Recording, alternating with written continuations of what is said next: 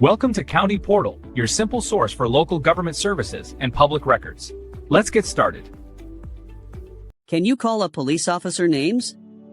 The short answer is yes, you often can, but the long answer is that it's an incredibly complicated and risky way to exercise your constitutional rights.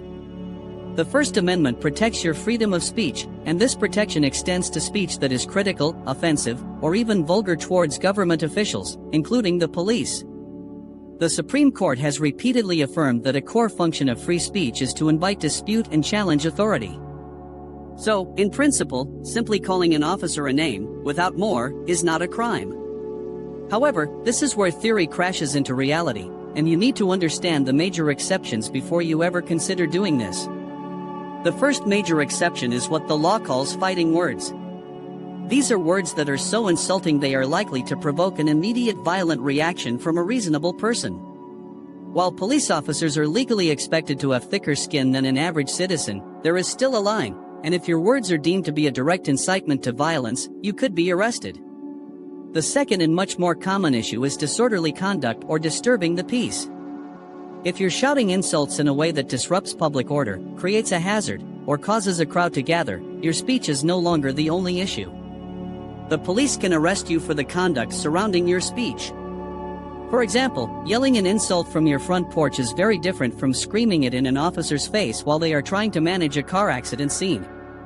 The third and most critical exception is obstruction or interference.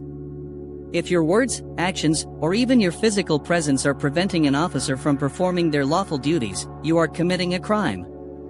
Verbally berating an officer while they are trying to question a witness, make an arrest, or secure a scene can easily be interpreted as interference. This is where most people get into trouble. Beyond the pure legality, you have to ask yourself if it's a wise thing to do. Just because you have a right doesn't mean it's always smart to use it.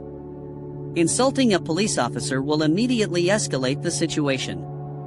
It turns a potentially brief interaction into a long, tense, and confrontational one. The officer is far more likely to scrutinize your every move and look for any possible reason to cite or arrest you, a practice sometimes called a contempt of cop arrest.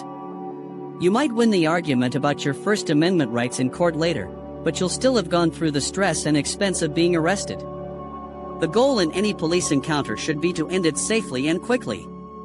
Antagonizing the person with the authority to detain you works directly against that goal.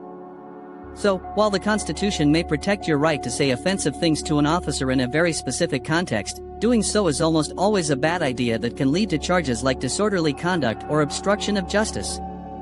You might win the battle but lose the war. Thanks for watching.